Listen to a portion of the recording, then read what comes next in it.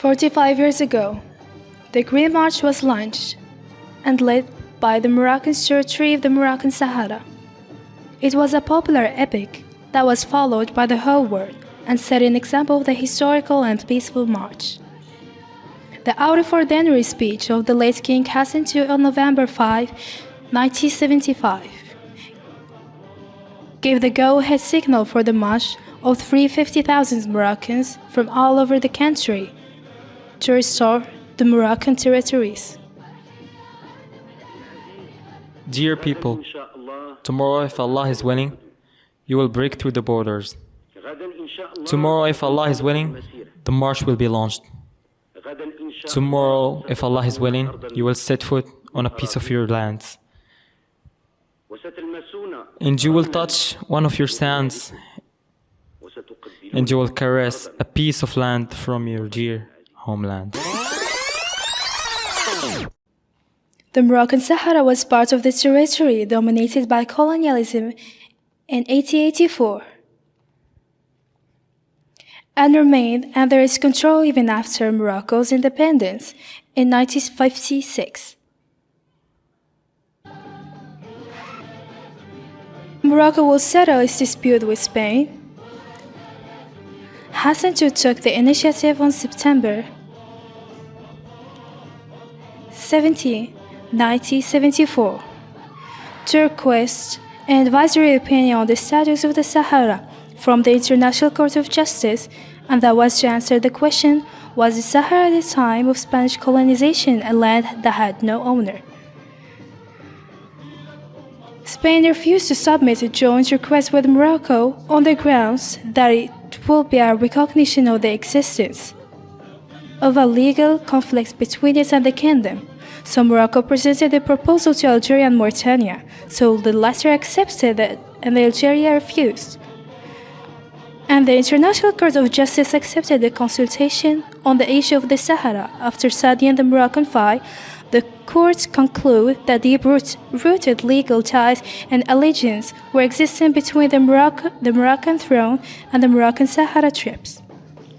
Immediately after the court's decision, Hassan II delivered his special speech on 16 October 1974, announcing the organization of the Green March. Hassan II's decision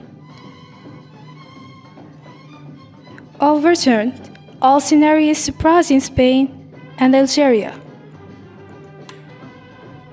We will make a green march from the north of Morocco to its south, and from the east of Morocco to its west. 350,000 Moroccans who came from all parts of the kingdom participated in the Green March.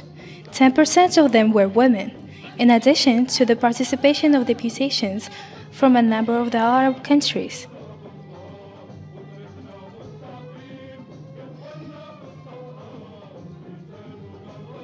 The volunteers in the march carried the Holy Quran, and in compliance with Hassan II's orders, no weapon was carried during it. Thirdly, my dear people, as I told you in my first speech, if you meet a Spaniard, whether that Spaniard is military or civilian,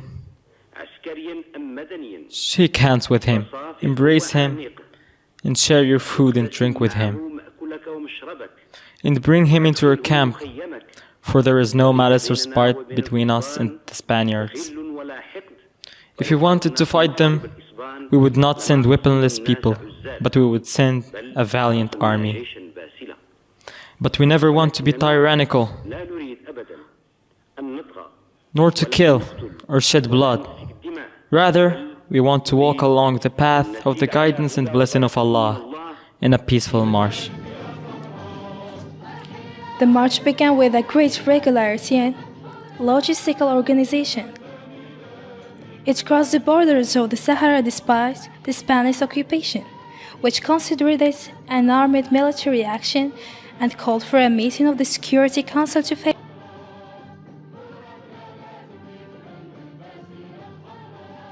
After the success of the march, the Moroccans were able to cross the imaginary borders, whereas the Spaniards were forced to reverse their stance and hurried to establish contacts with Morocco. On November 9, 1975, King Hassan II announced that the Green March had achieved its goal, and he ordered the Moroccans to return to Tarfaya.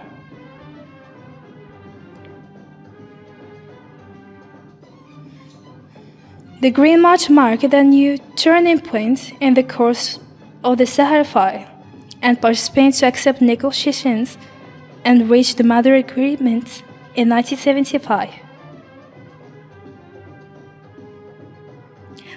According to this agreement, which was approved by the General Assembly of the United Nations, Morocco entered the city of Layun peacefully, while the Spanish administration withdrew on October 26, 1976.